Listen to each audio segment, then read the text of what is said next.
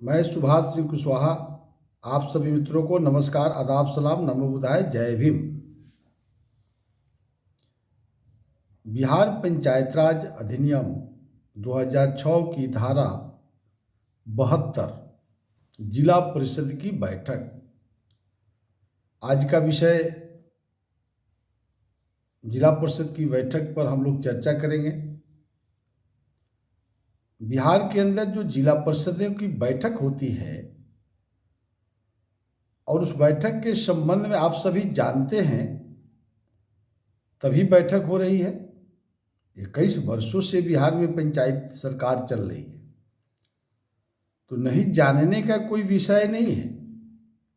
लेकिन बिहार के गांवों में रहने वाले गरीब किसान मजदूरों के बीच से जो बुद्धिजीवी वर्ग के लोग हैं, आज भी कन्फ्यूजन है।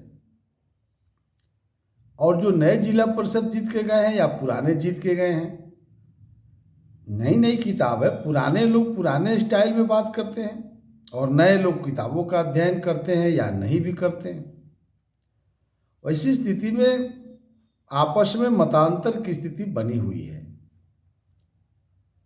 और हम लोग के पास सवाल आते ही रहता है। बिहार भर से लोग अपनी अपनी बात करते रहते हैं। तो इस बार जो चुनाव हुआ पिछले 1 साल पहले,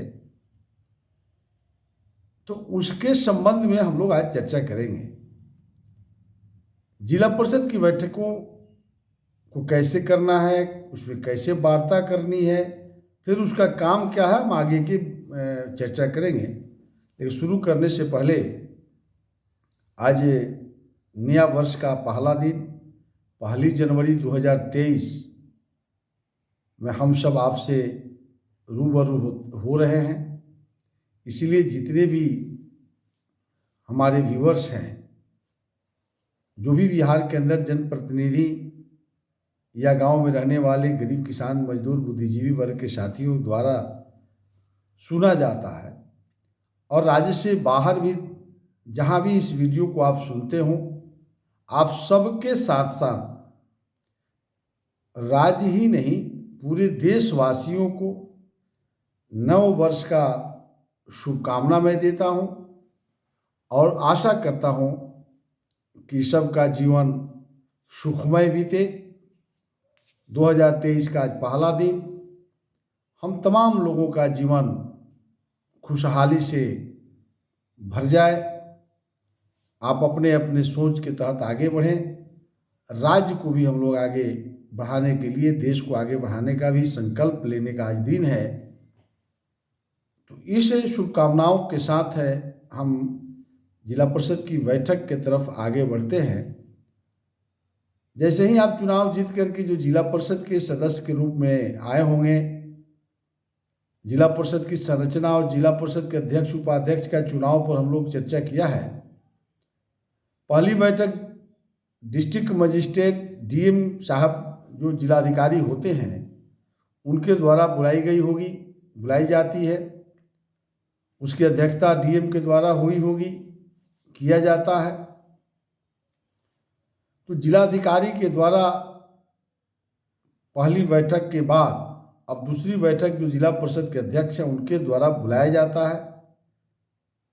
कानून में प्रावधान किया गया कि विशेष बैठक जिला परिषद के अध्यक्ष को अधिकार है कि प्रत्येक 3 माह पर जिला परिषद की जनरल मीटिंग होगी। जिला परिषद की समान बैठक प्रत्येक 3 माह पर करने का प्रावधान है।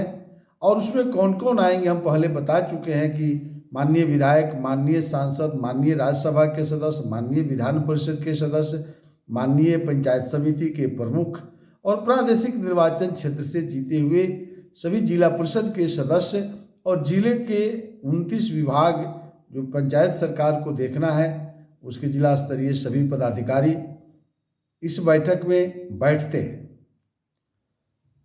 अगर जिला परिषद का जो हाउस होगी, उस हाउस का 5वां हिस्सा, ऐसा लगता है जिला परिषद के माननीय सभी सदस्यों को, जिला परिषद के जैसे ही माननीय सदस्य हम बोलें, आप लोग जरूर समझेंगे कि माननीय विधायक, माननीय सांसद, माननीय प्रमुख और जिला परिषद इंक्लूड हाउस के जितने भी सदस्य हैं, उनको लगता है कि एक विशेष बैठक करना चाहिए, जिला परिषद के अध्यक्ष बैठक बुलाने में सक्षम नहीं हो रहे हैं, तो आप डीएम को लिख सकते हैं कि आप इसकी विशेष बैठक बुलाइए और 1/5 यानी कुल संख्या का 5वां हिस्सा आप डीएम को लिख के देंगे तो जिला परिषद की विशेष बैठक बुलाया जाएगा। यह कानून में धारा 72 के उपधारा 1 में ऐसा प्रावधान कानून में बनाया गया है। तो जो भी माननीय जिला परिषद के सदस्य हैं, विधायक, सांसद, एमएलसी, राज्यसभा के सांसद, मुखिया करें, प्रमुख है और सीधे निर्वाचित जिला परिषद के सदस्य सब मिल करके 5वां हिस्सा आपको लगे जिला परिषद की विशेष बैठक बुलाना है तो जिला परिषद के अध्यक्ष नहीं भी चाहेंगे तो जिला परिषद की जनरल मीटिंग आप बुला सकते हैं। लेकिन उसका एजेंडा आप देखेंगे आगे, सब धीरे धीरे सब आपको आज जानकारी है भी और होगी भी। कोरम, अब जिला परिषद की बैठक जब होगी तो पूरी हाउस तो आप समझ गए कि जिले के सभी विधायक, जिले के सभी सांसद, जिले के अंदर जिनका घर है, राज्यसभा, एमएलसी और पंचायत समिति जितना है जिले में, उसके प्रमुख की कुल संख्या का 1/3 यानी कुल संख्या अगर मान लीजिए कि 100 है तो 100 का 1/3 कितना हुआ? 33 या 99 यानी 34। तो 34 अगर माननीय सदस्य, माननीय विधायक, माननीय सांसद, माननीय प्रमुख है और माननीय जिला परिषद के सदस्यों को मिला करके 1/3 यदि उपस्थिति है तो यह कोरम पूरा हो जाएगा और जो अध्यक्षता करने वाला व्यक्ति होगा, जिला परिषद का अध्यक्ष या उनके अनुपस्थिति में उपाध्यक्ष, वह बैठक में निर्णय ले सकते हैं। एकदम स्पष्ट 1/3। विशेष बैठक बुलाने के लिए 1/5 लेटर लिख देंगे डीएम को तो विशेष बैठक हो जाएगा। 1/5 5वां हिस्सा, 1/5 1/3 कोरम होगा यानी कुल संख्या का, जिला परिषद के कुल सदस्य संख्या का 1/3 यानी तीसरा हिस्सा की उपस्थिति से आप प्रस्ताव ले सकते हैं। अगर उससे भी कम है तो कोरम के अभाव में बैठक स्थगित हो जाएगी। यह है जिला परिषद की बैठक के तरीका। मत विभाजन, जिला परिषद के समक्ष अगर कोई प्रस्ताव आता है तो इसके निर्णय जो है बहुमत के द्वारा किया जाएगा। अगर बराबर वोट हो जाता है, मान लीजिए कि आपका 100 वोट है, 50-50 किसी विषय पर अगर मतांतर हो जाता है तो बहुमत से करना है। जिला परिषद का जो अध्यक्षता कर रहे होंगे वह मत विभाजन करा देंगे। अगर 50-50 मतों की संख्या होती है तो वैसी स्थिति में जो व्यक्ति अध्यक्षता कर रहा होगा, जिला परिषद के अध्यक्ष कर रहे हो या उपाध्यक्ष कर रहे हो, अध्यक्षता करने वाले व्यक्ति को एक मत देने का अधिकार होगा, उससे फैसला हो जाएगा। यानी किसी भी विषय को सदन के अंदर लाई जाएगी, अगर उसमें लंबी बहस हो जाती है, अगर बराबर हो जाती स्थिति में अध्यक्षता करने वाले का एक वोट दे करके उसको फैसला प्रस्ताव वही में लिख दिया जाएगा।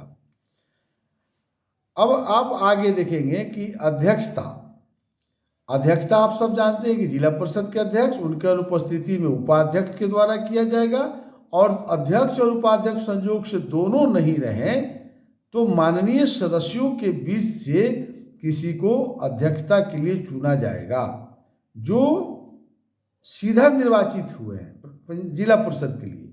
सांसद, विधायक, प्रमुख इसकी अध्यक्षता नहीं करेंगे, उसमें से कोई माननीय सदस्यों के बीच से अध्यक्षता के लिए प्रस्ताव लाया जाएगा और उसकी स्वीकृति के उपरांत उस माननीय सदस्य के अध्यक्षता में उस दिन की बैठक होगी।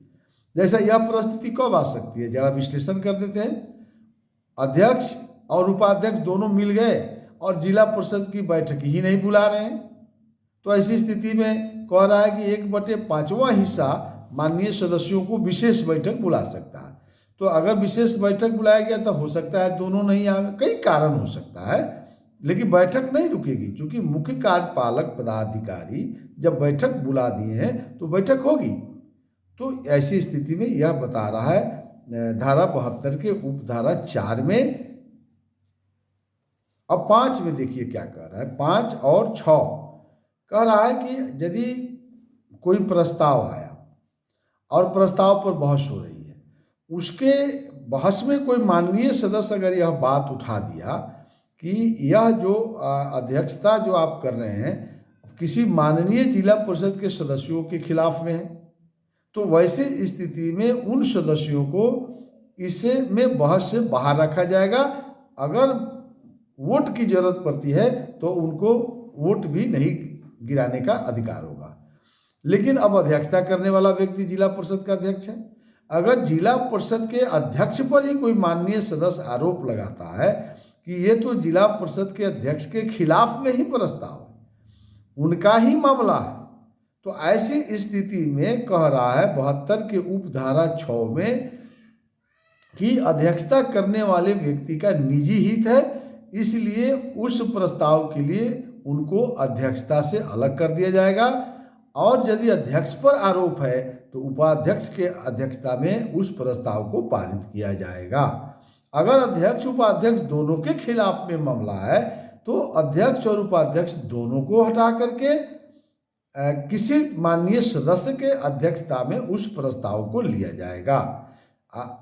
यह प्रावधान किया गया। अगर अध्यक्ष पर आरोप है, उपाध्यक्ष फ्री है, उपाध्यक्ष पर आरोप है तो अध्यक्ष अध्यक्षता करेगा, अध्यक्ष पर आरोप है तो उपाध्यक्ष अध्यक्षता करेगा, दोनों पर है तो कोई माननीय सदस्यों को रख करके उस प्रस्ताव को निर्णय किया जाएगा और फिर उस प्रस्ताव के बाद फिर से जिनकी अध्यक्षता है उनको दे दिया जाएगा।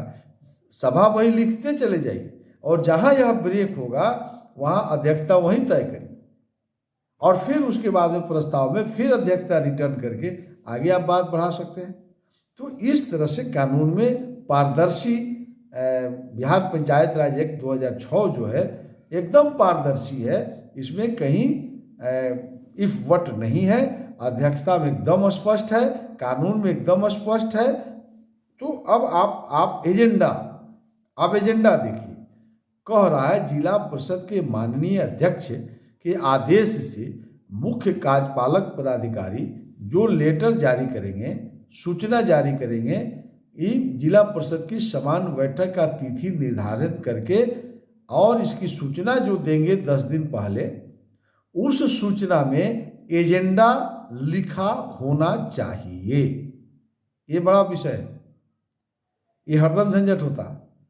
यानी जो मीटिंग के लिए मुख्य कार्यपालक पदाधिकारी जिला परिषद के द्वारा जो चिट्ठी दिया जाएगा, लेटर दिया जाएगा, इनविटेशन दिया जाएगा, उसमें जिला परिषद की सामान्य मीटिंग में एजेंडा लिखित होना चाहिए, एजेंडा स्पष्ट होना चाहिए कि किस किस एजेंडा पर आप बैठक बुला रहे हैं, तो और उसी एजेंडा पर चर्चा होगा। एकदम ध्यान में रखिएगा, जो एजेंडा होगा उसी एजेंडा पर तय होगा, लेकिन अध्यक्षता करने वाला व्यक्ति प्राथमिकता के आधार पर पहले कौन पहले बाद में, यह अध्यक्ष पर निर्भर करता है, इसमें उसको नहीं रोक सकते हैं।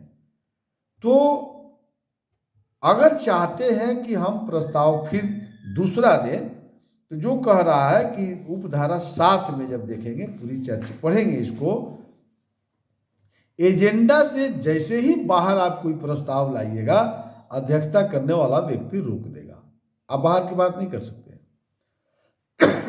अध्यक्ष चाहेंगे अन्यान में हम चर्चा करें तो वह विषय रख सकते हैं, परंतु किसी माननीय सदस्य को उसके उस प्रस्ताव पर आपत्ति नहीं हो तब। अगर कोई माननीय सदस्य आपत्ति करता है कि अध्यक्षता करने वाला व्यक्ति जो यह प्रस्ताव ला रहे हैं इसको समान मीटिंग में रखा जाए, फिर अगली बैठक में रखा जाए, अगर इसमें बहुमत होता है तो आप उस पर बहस नहीं कर सकते, उस प्रस्ताव को रोक दिया जाएगा, उस पर विचार नहीं होगा। अगर आप विचार करते हैं, अगर कोई प्रस्ताव पास कर देते हैं तो अगली जब जनरल मीटिंग की बैठक होगी, यहां बता देना जरूरी है, नहीं तो फिर आगे यही बात आएगा उपधारा के 9 में, 72 के 9 में जब पढ़ेंगे तो 6 महीना के अंदर फिर जनरल मीटिंग में अगर बात आ गई तो जनरल मीटिंग उस प्रस्ताव को रद्द कर सकता है।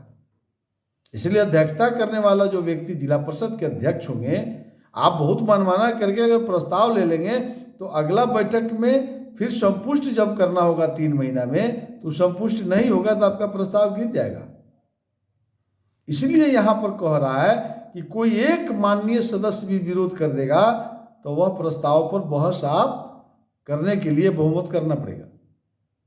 इसलिए एजेंडा पर चर्चा होगी, एजेंडा से बाहर चर्चा करने के लिए आम सहमति आवश्यक है, अन्यथा आप चर्चा करना फिर आगे के जब 3 महीना में बैठक करेंगे और गत बैठक की कार्यवाही को जब पढ़ा जाएगा तो एजेंडा से जैसे ही बाहर आएगा वो आपका रुक जाएगा। ये हमेशा गलत हो रहा है बिहार में। लेकिन जिस दिन कोई व्यक्ति अगर सूचना के अधिकार से आपका बात ले लिया, हम सजग भी कर रहे हैं क्योंकि हम कानून की चर्चा कर रहे हैं ना, और यूट्यूब चैनल पर जुड़ के कर रहे हैं, दुनिया सुन रही है, तो हम कोई एक लाइन भी गलत नहीं जाएंगे। क्योंकि कोई अगर राज्य के व्यक्ति कोई सूचना के अधिकार से बात ले लिया, आपके एजेंडा यानी सूचना जो आपको पत्र जारी हुआ होगा उसका एजेंडा और आपने जो प्रस्ताव पास किया, अगर दोनों का मिलान किया, अगर मिलान नहीं हुआ तो हम एक दिन का विषय रखेंगे। आज 1 जनवरी था इसलिए हमने उस विषय को आगे पीछे छोड़कर आगे बढ़ गए। जिला परिषद के अध्यक्ष और उपाध्यक्ष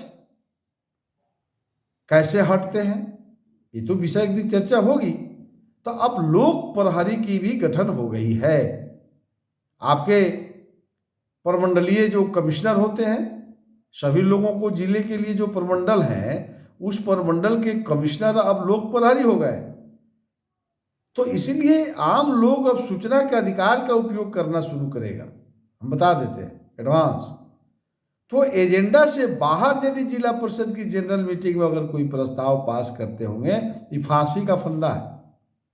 इसलिए धारा 72 के उपधारा 7 आप निश्चित रूप से आप अध्ययन कर लीजिएगा और 9 तो पढ़ना ही चाहिए। बहुमत साधारण बैठक हमने कहा ना कि एजेंडा में आप 8 में कह रहा है कि आपको प्रस्ताव रोक देगा, गत बैठक की कार्यवाही संपुष्ट करिएगा, और 9 में भी आप इसको देखेंगे तो जो हमने बताया, फिर अब 10 को देखेंगे कि कार्यवाही वही को वही लिखना है, बैठक में ही कार्यवाही वही को लिखते जाना। अभी नहीं जो कार्यवाही वही 2 महीना पेंडिंग रखी, आरटीआई में कोई चल जाएगा तो मैटर फंस जाएगा, तो फिर चल जाइएगा आप लोग प्रहरी के चंगुल में। तो जो माननीय जिला परिषद के अध्यक्ष हैं, आप प्रशासनिक पदाधिकारियों के चक्कर में नहीं रहना। आप जो प्रस्ताव पास होता है, जो आप प्रस्ताव करना चाहते हैं, उसको जनरल मीटिंग के एजेंडा में रखिए। और यदि कोई माननीय सदस्य को अधिकार है 1/5वां हिस्सा कुल सदस्यों का, 5वां हिस्सा विशेष बैठक बुलाएगी, तो विशेष बैठक का एजेंडा सिर्फ एक होगा।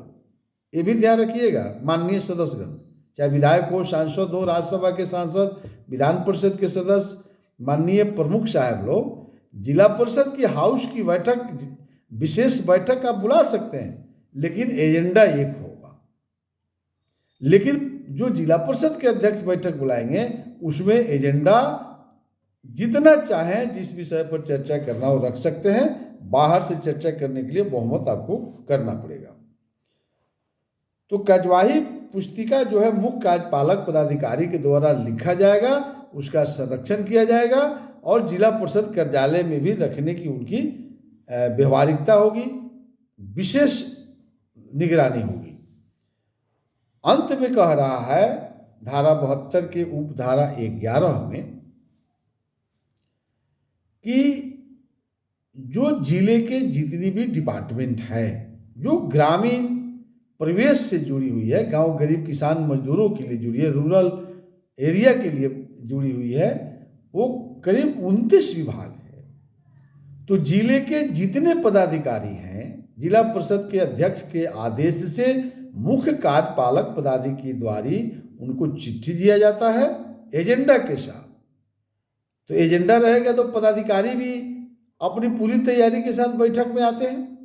जिला शिक्षा पदाधिकारी हो, जिला के सिविल सर्जन हो, जिला कल्याण पदाधिकारी हो, जिला सहकारिता पदाधिकारी हो, न्याम, और टेक्निकल जो डिपार्टमेंट है, सिंचाई के एग्जीक्यूटिव इंजीनियर है, आरडब्ल्यूडी के एग्जीक्यूटिव इंजीनियर है, आपको जो लघु सिंचाई के एग्जीक्यूटिव इंजीनियर है, गाडा के एग्जीक्यूटिव इंजीनियर है, तो मनरेगा के हैं, जितनी भी टेक्निकल डिपार्टमेंट है जिसके एग्जीक्यूटिव इंजीनियर है, कार्यपालक अभियंता जिला परिषद की बैठक में भाग लेने के हकदार हैं। लेकिन इसकी सूचना माननीय मुख्य कार्यपालक पदाधिकारी जिला परिषद के द्वारा एजेंडा के साथ उनको भी लेटर देना सुनिश्चित हो। तो इस तरह से जिला परिषद के धारा 72 में बैठक करने का जो प्रावधान किया गया है, इस नियम को हम सबको ध्यान में रखना चाहिए। पूरी प्लानिंग के तहत जो कानून बनाया गया है कि जिला परिषद की पारदर्शी बनाया जाए, क्योंकि अब पंचायत सरकार का हेड है। जिला परिषद की जो सरकार है, ये इसका बहुत बड़ा काम है। थोड़ा विश्लेषण करके हम समाप्त करेंगे। माननीय जो बिहार में जिला परिषद के लिए चुनाव जीत के आए हैं, वो माननीय सांसद, माननीय विधायक, माननीय प्रमुख, ये सब उसमें बैठते हैं। आप समझ सकते हैं कि कितनी ताकत होगी इस जिला परिषद की। हर क्षेत्रों का विकास, गांवों में रहने वाले गरीब किसान मजदूरों के लिए केंद्र की सरकार, राज्य की सरकार बहुत सा योजना चलाई है। एक एक योजनाओं पर लोकसभा के बजट सत्र में अभी तुरंत सब शुरू होने वाला है कि अगला जो वित्तीय वर्ष होगा 2023 और 2024, 2023 और 2024 वित्तीय वर्ष जो है 1 अप्रैल से शुरू होगा। तो 1 अप्रैल से शुरू होने से अब बजट सत्र अब सामने है। तो बजट सत्र में माननीय सांसद जो होंगे लोकसभा के अंदर बहस करेंगे, माननीय विधायक विधानसभा के अंदर बिहार में बहस करेंगे। तो उनको तो पता है कि कौन कौन योजना के लिए हम पैसा भेजे हैं। तो उस पैसों का सदुपयोग पंचायत समिति और ग्राम पंचायत सरकार कर रही है कि नहीं कर रही है। यानी दिल्ली और राज्य की पैसा जिला परिषद से होकर पंचायत समिति से होते हुए ग्राम पंचायत में जाती है। बहुत सी योजना जो भारत सरकार की है वो सीधे ग्राम पंचायत के खाते में जा रही है। कंट्रोलिंग अफसरशिप जो है, प्रशासनिक जो पदाधिकारी हैं, जैसे मनरेगा सीधे बेनिफिशरीज के खाते में जा रहा है, सीधा आपको खाद्यान्न सीधे आपको बेनिफिशरीज को मिल रहा। इस तरह से आप ग्राम पंचायत को देखेंगे, प्रधानमंत्री आवास, सड़क, पुल, पुलिया, 7 निश्चय, सब पैसा सीधे जो है खाते में ग्राम पंचायत को जा रहा है। तो फिर पंचायत समिति और जिला परिषद क्या करेगी? इसका मॉनिटरिंग करेगी, अनुश्रवण करेगी, पर्यवेक्षण करेगी। तो जिला परिषद अपर हाउस है। इसका ताकत की अंदाजा जो आज की डेट में माननीय जिला परिषद के जो प्रादेशिक निर्वाचन से जीत के गए हैं, आपको अंदाजा होना चाहिए, है भी। एक बड़ी ताकत आपको कानून में प्रावधान किया गया है, क्योंकि ग्राम पंचायत को सही दिशा में चल रहा है कि नहीं चल रहा है, ये तो जिला परिषद का काम है। अगर ग्राम पंचायत सरकार जरा सा भी इधर से उधर होगा तो प्रधानमंत्री आवास में लूट मच जाएगा, मनरेगा का पैसा दुरुपयोग होगा, गली नली का पैसा दुरुपयोग होगा, क्योंकि वह तो ग्राम पंचायत में बैठ के करना। तो ग्राम पंचायत को देखना, ग्राम पंचायत आपके देख रेख में चले। ग्राम पंचायत के मुखिया, वार्ड क्रियान्वयन प्रबंधन समिति, वार्ड सभा, ग्राम सभा, वार्ड क्रियान्वयन प्रबंधन समिति, पंचायत समिति की बैठक, अस्थायी समिति की बैठक ग्राम पंचायत में, पंचायत समिति में, जिला परिषद में, ये तमाम जो अधिनियम है, ये केंद्र राज्य सरकार के द्वारा जो पैसा आवंटन हो रही है पंचायत सरकार को, वह गांव गरीब किसानों मजदूरों तक पहुंच रही है, नहीं पहुंच रही है, इसका सीधा क्या सीधा मॉनिटरिंग करने का अधिकार कानून में जिला परिषद को दिया गया है। यदि ग्राम पंचायत आपकी बातों को नहीं सुनते हैं, ग्राम पंचायत आपकी बातों पर ध्यान नहीं देता है, तो 160 माननीय जिला परिषद कि सभी सदस्यों को यह ध्यान में होना चाहिए, माननीय सांसद, विधायक, प्रखंड प्रमुख भी दो रोल है। आप प्रखंड के लिए प्रमुख हैं और जिला परिषद के लिए माननीय जिला परिषद के सदस्य हैं। माननीय सांसद को अपनी ताकत का एहसास होनी चाहिए कि आप लोकसभा के सदस्य हैं, लेकिन जिला परिषद के आप माननीय सदस्य हैं। राज्यसभा के सांसद, आप राज्यसभा के लिए सांसद हैं, लेकिन अपने जिला में जिला परिषद के आप माननीय सदस्य हैं। बिहार विधान परिषद के सदस्य, आप बिहार में बैठते हैं, लेकिन अपने गृह जिला में जिला परिषद के आप माननीय सदस्य हैं। माननीय विधायक बिहार विधानसभा में बैठते हैं और किसी एक प्रादेशिक निर्वाचन क्षेत्र से आप विधायक बन के गए हैं, लेकिन आप जिला परिषद के माननीय सदस्य हैं। और जो प्रादेशिक निर्वाचन क्षेत्र से जीत के गए हैं जिला परिषद, वह आप माननीय सदस्य हैं। और अध्यक्ष जो बने होंगे, अध्यक्षता होती है उनकी। लेकिन ग्राम पंचायत पर सब लोगों को मिल करके ग्राम पंचायत को समझाना, बुझाना, और यदि ग्राम पंचायत अपने कर्तव्यों को भूल रही है, अपने दायित्वों का निर्वहन करने में लगातार चूक कर रही है, वैसी स्थिति में जिला परिषद को सलाह देना। अगर आपके सलाह से ग्राम पंचायत नहीं मानती है तो धारा 160 में जिला परिषद को अधिकार दिया गया है, वैसे ग्राम पंचायत को भंग कर देंगे। अब जिला परिषद हाउस में यदि यह बात कोई माननीय विधायक, माननीय सांसद, माननीय प्रमुख या माननीय जिला परिषद के सदस्य अगर प्रस्ताव लाते हैं कि जिले के मेरे कार्य क्षेत्र के अंतर्गत ग्राम पंचायत मेरे आग्रह के बावजूद भी सही दिशा में काम नहीं कर रही है, अगर यह जिला परिषद के नज़र में जांच में सही पाया जाता है, स्पष्टीकरण में सही पाया जाता है, तो जिला परिषद को यह ताकत है कि हाउस में डिसीजन करके ग्राम पंचायत को भंग कर देगा। तो ग्राम पंचायत भंग का मतलब, ग्राम पंचायत का मतलब होता है, हमने बता चुका है, मुखिया और वार्ड सदस्य का संयुक्त नाम है ग्राम पंचायत। मुखिया और वार्ड सदस्य दोनों को मिला दीजिए, इसी को ग्राम पंचायत कहते हैं। तो ग्राम पंचायत भंग का मतलब हुआ ग्राम पंचायत के मुखिया और वार्ड सदस्य भंग हो जाएंगे और चुनाव आयोग को जिला परिषद लिख देगा, फिर से उस ग्राम पंचायत में चुनाव हो जाएगा। क्लियर? तो जिला परिषद को जो ताकत है कि ग्राम पंचायत को भंग करके ग्राम पंचायत के मुखिया और ग्राम पंचायत के सभी सदस्यों को चुनाव करा सकती है। तो इतनी ताकत क्यों दिया गया होगा? इसलिए कि ग्राम पंचायत ही सरकार है और जिला परिषद क्या है? अनुश्रवण, पर्यवेक्षण और निरीक्षण का अधिकार जिला परिषद को है। पंचायत समिति का अनुश्रवण, पर्यवेक्षण का अधिकार है ग्राम पंचायत का। तो पंचायत समिति रिपोर्ट कर देगी जिला परिषद को और फिर प्रखंड प्रमुख जिला परिषद के अपर हाउस में जाकर के अपनी बातों को रखते हैं। तो इस तरह से आप आगे हम फिर चर्चा करेंगे कि जिला परिषद का कार्य क्या है और उनकी शक्ति क्या है। जिला परिषद की तो आज बैठक ना हम बताए कि बैठक में आप बैठिएगा, कैसे बैठिएगा, कौन कौन बैठेंगे, अध्यक्षता कौन करेगा, फिर उसमें प्रस्ताव कैसे आएगा, मत विभाजन कैसे होगा, विशेष बैठक क्या कहते हैं, समान बैठक क्या कहते हैं, कैसे प्रस्ताव होगा, कौन आएगा, पदाधिकारी आएंगे। तो ये तमाम बातों की जानकारी हो गई। लेकिन इसी बैठक में, अब इसके बाद जो हम आपको वीडियो देंगे, इसी बैठक में अब जिला परिषद के लोग किस किस विषय पर चर्चा करेंगे, एजेंडा जो होगा कल हम चर्चा जब करेंगे, इसके बाद का जो वीडियो आएगा जब आवे, तो उसमें जिला परिषद के हाउस में हम क्या क्या विषय होगा मेरा चर्चा करने का, उसी में से एजेंडा तय होगा। तो चलिए, इसी आशा उम्मीद के साथ आज पुनः एक बार 1 जनवरी 2023 में मैं आपके सामने हूँ।